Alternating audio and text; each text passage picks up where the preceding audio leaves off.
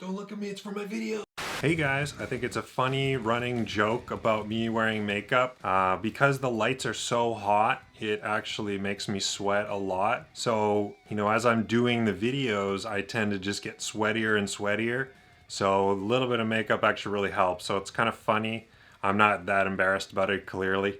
I just thought it would be a funny little skit. Today we're going to install the B1 usability package. I'll show you how to download it, how to install it, and show you how to set up print and delivery. You can get free licenses for 20 days, and you could just install it on a test database to give it a try if you wanted. My name is Mike Taylor, aka BattleshipCobra.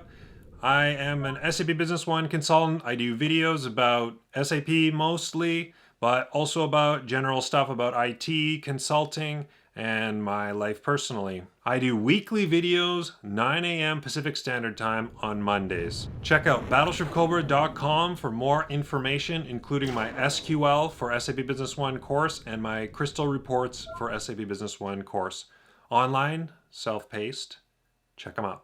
So if you follow my channel, you know I'm a huge fan of the B1 usability package.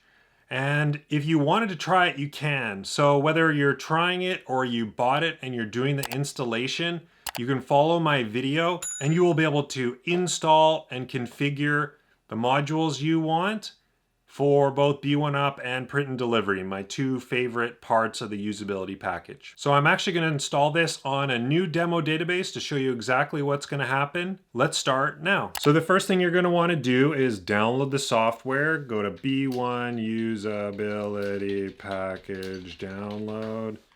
Should be the first one. Download BoyM page. Look for the one that you need. So in this case, I'm on 9.3 PL14. So I can go right up to, I'm over SPO 9.2 PL02. So I'm going to do the 9.2X.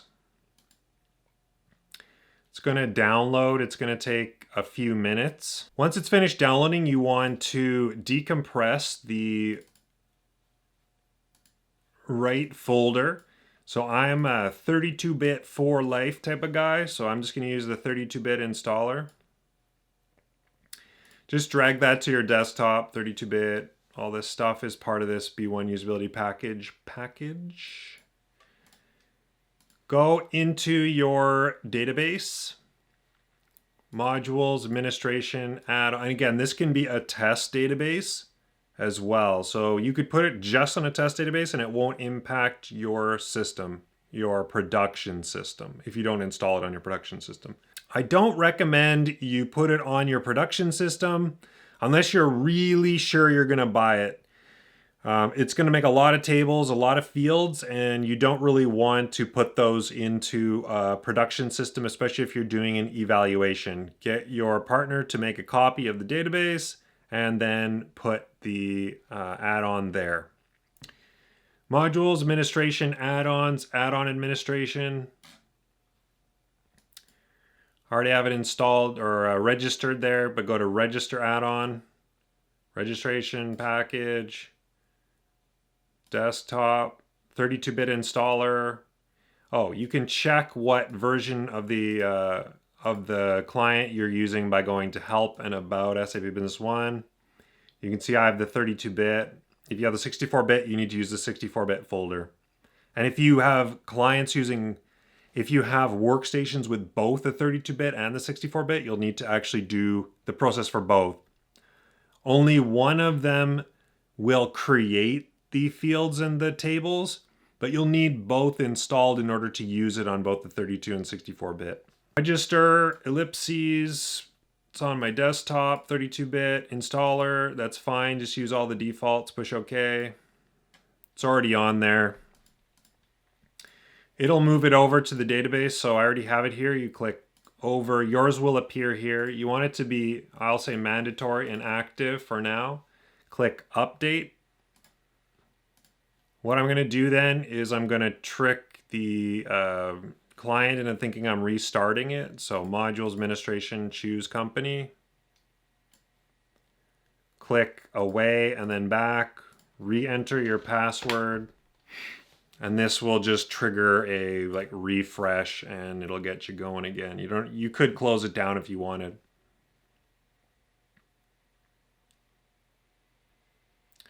So you can see at the bottom there, it's making a whole bunch of basic tables. This is just normal. You just basically have to sit here and wait.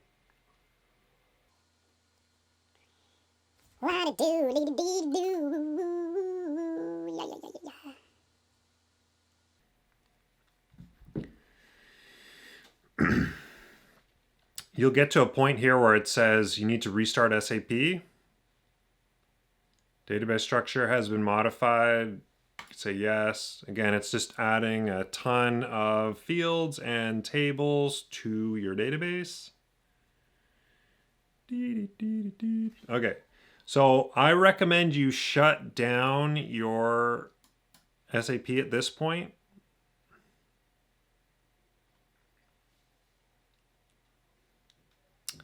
Then you want to rerun it. So I have it down here. Run as administrator. Log in again. A little bit of waiting.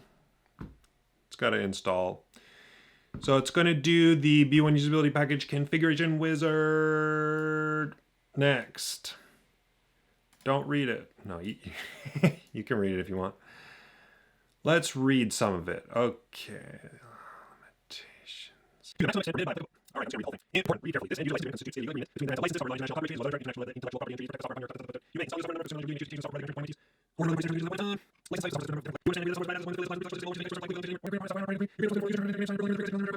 of substantially all of the stock or assets of Boy MIT.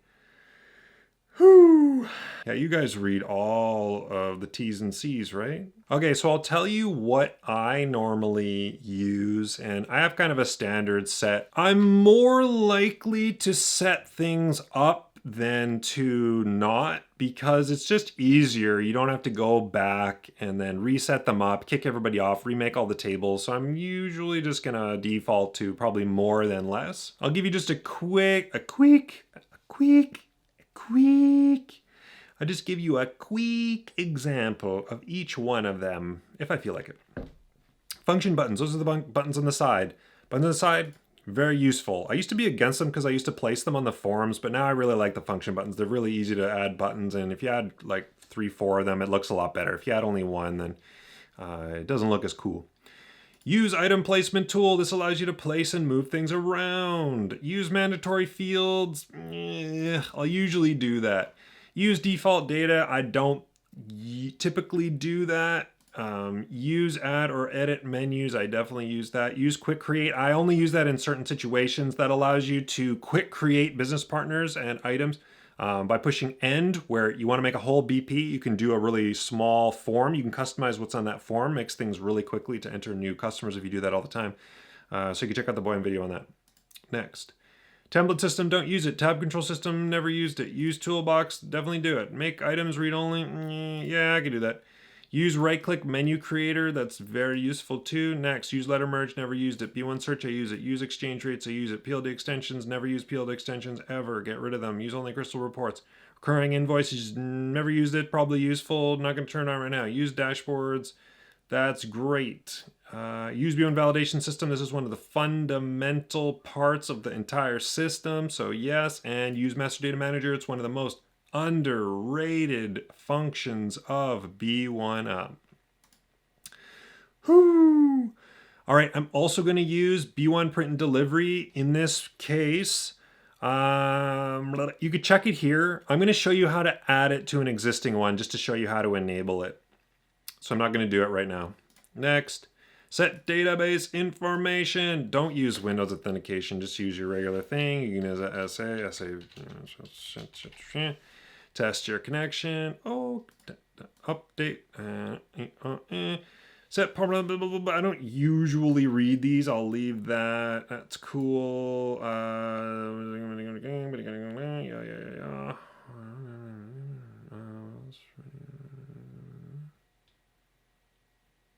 When all data is ready, you'll be prompted to restart any update he's going to. Yes. Okay. Finish. Here we go. Are you sure you want to continue? Yeah. Change it to the B1 restart effect. Okay. So we will wait and wait and wait a little bit to make the UDTs and all the other stuff it does. Stuff it does, stuff.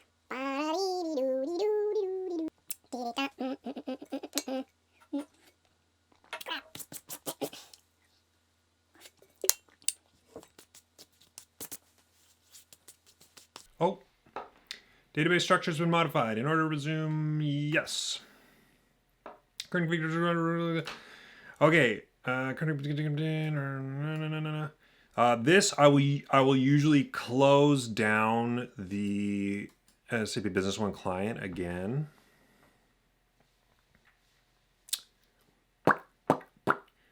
Right click, client, run. Log in. Okay, everything is loaded. The one thing I wanted to mention is controlling your dashboard access. You don't want everybody to have this by default. So administration, add-ons, B1 usability package, B1 usability config. First time it has been loaded. Okay, go here, B1 usability package, use B1 dashboards, click this ellipses button.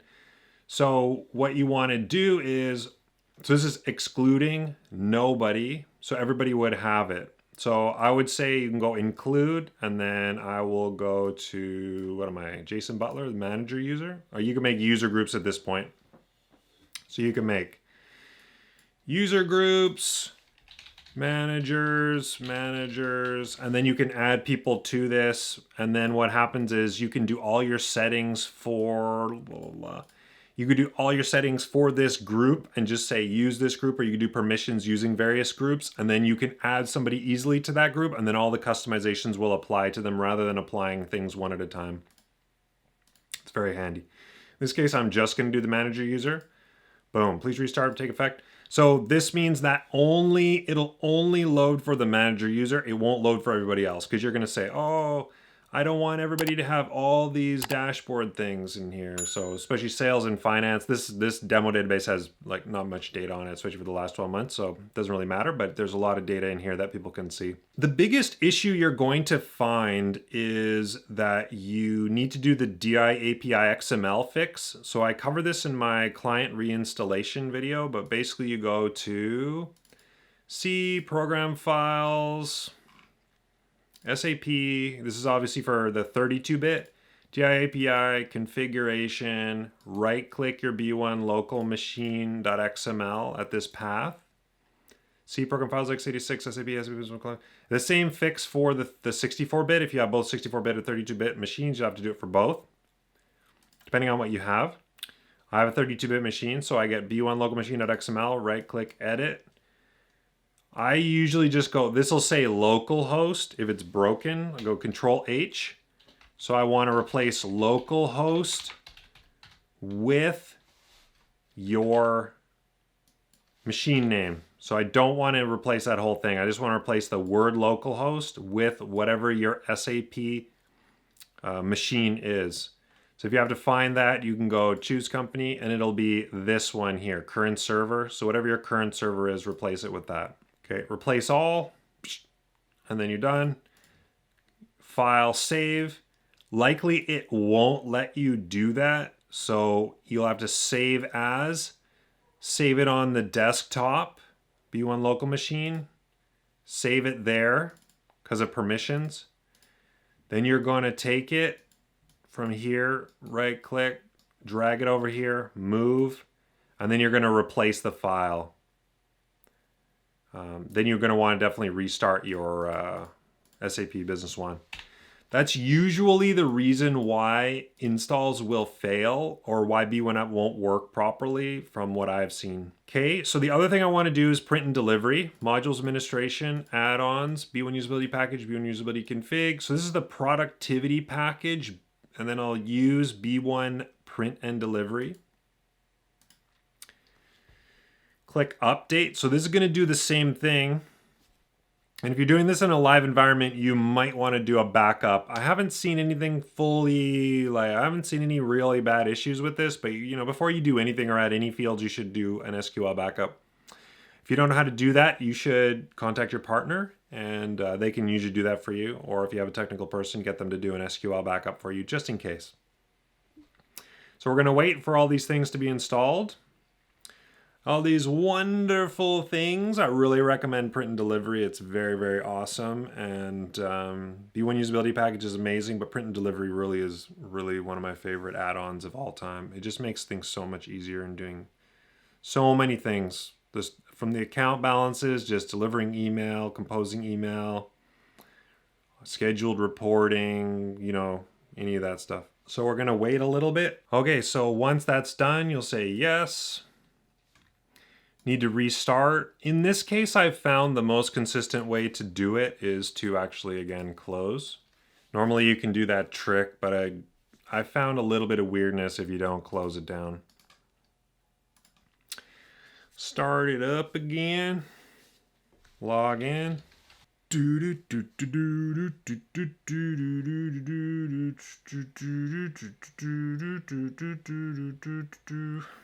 Okay, so now we can assign licenses for print and delivery, and then we'll do the wizard for print and delivery. So I'm going to go modules administration, add-ons, B1 usability package, license administration.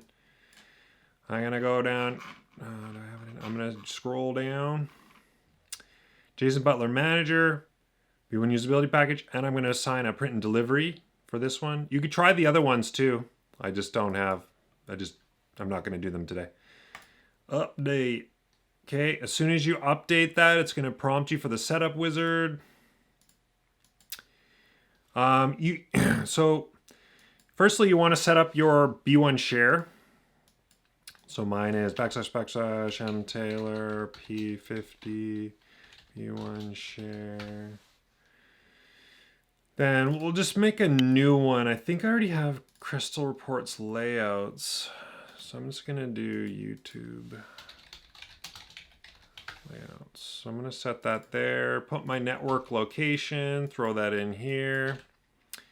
Layout, so that's where it's going to put the layouts. I'm just going to do sales orders. I'm going to do account balance, and that's it. You can, but you don't necessarily want to do these all at once, and you can always come back and rerun this. So you don't need to do it. Set data source information. I think this is already set from the main one. And you could skip this too if you don't want to do anything. You could do everything manually too. Dunning wizard. You could see all the ones that it'll cover right out of the box. Push OK. Sure you want to do this? Yeah, that's why I'm here. Wizards complete. Blabbity blabbity. YouTube layout. So you see to put the account balance and a document layout there. So the account balance is amazing. It is a default layout for your account balance statements. Super easy to customize. It is night and day better than SAP's default customer statements. You can change everything. There's a data source there. You can add things. You could change things. You can link tables. You could change formats. It's just beautiful. It's so easy. It's so fast. Documents, they try to use a single document for all of their documents, and I think it's achievable. You can use conditional formatting based on the object ID to hide or show things, and you can format it. Again, it has a really nice data source setup, so you can add fields to it, and it's very, very fast. You can take your default out-of-the-box reports, but they're very slow as it is. So if you don't want to do any work, you can just bring those default .rpts. I don't really recommend it. I would say do your documents again and do them in the B1UP style. You're going to really appreciate the speed boost. And when you're doing mass deliveries and stuff, it's going to be way, way, way faster. Okay, so I'll show you here. You go to sales orders, go to the last one. So now you can print preview. So this is going to use the default one. You can see out of the box again, it's pretty basic, but it's very fast for Crystal Reports. And you can change everything about it. It's fully flexible, doesn't use any PLD BS. It's a legitimate data source. It is very good, easy to work with. You can copy it and make it look just like the default SAP ones. It has so much stuff in there. It has translations already in there. It's just, it does a really good job, I think. It starts out a little rough, but it's easy to use. When you want to modify these, you can click the layout designer And you see that because there's a report configuration for the sales orders, you now have this extra option for B1 print. And these are the things that you are going to have by default. So the Crystal Reports layout, again, this is what I was showing you. This is the document. You can edit it directly from here. You can modify it. You can export your own, your own .rpts, throw them in this folder. B1UP does not use database Crystal Reports. I'm assuming it's way faster to do it this way with a relative path in the network. And you can also maintain the documents for all the databases all at once. You don't have to have one document for this and one document for that and one document for this. This literally will cover all your documents with one layout. So you just basically put your logo, do your colors, change what you want, and then you can conditionally show and hide various parts of the document, making a single layout. It is so much easier to maintain. Again, it takes a little bit of work to set it up, but the end result is beautiful and fast. So you can edit it right from here to Crystal Reports, Designer. You can do all sorts of stuff here. You can add different parameters and you get very, very creative. This basically hijacks all these buttons, and it does, like, these ones are set to print, just basic stuff here. So I'm not going to go too much into the detailed setup, but you're going to print report to default printer, just one copy. You can do all sorts of neat things here. You can do conditional actions. You can do multiple actions. You can do all these various things you want to do, creating activities, internal message, etc. Preview button just does a preview. So these are just generic, show report and external viewer. The email button, you can have an action on add.